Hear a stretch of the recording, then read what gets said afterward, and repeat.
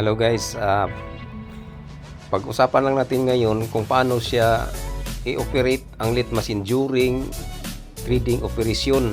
So mayroon lang akong tip sa inyo paano siya i-operate. So for example, ang trade number nyo ay 2.75. So ganito lang, titingnan nyo lang kung saan siya nakahilira yung number ng trade nyo.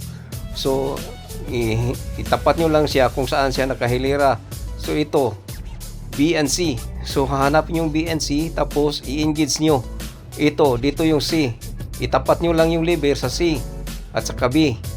Ngayon, ang susunod, letter M. So itapat nyo lang yung letter M sa ang lever nyo sa lit machine para ma-sit up siya.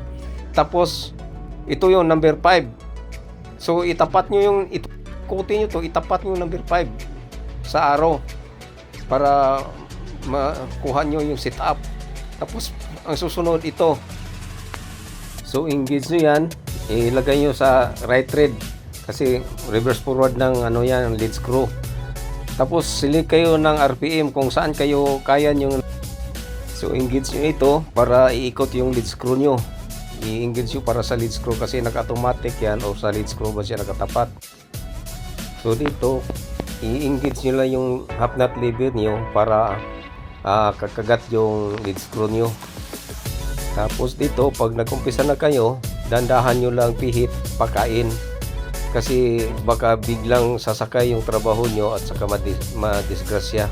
So ganito lang yung ano niya, kung saan kayo nag-umpisa, balik nyo lang dyan, tapos pakain na kayo ng kunti. So thank you, sana nakatulong yung video. Salamat, thank you.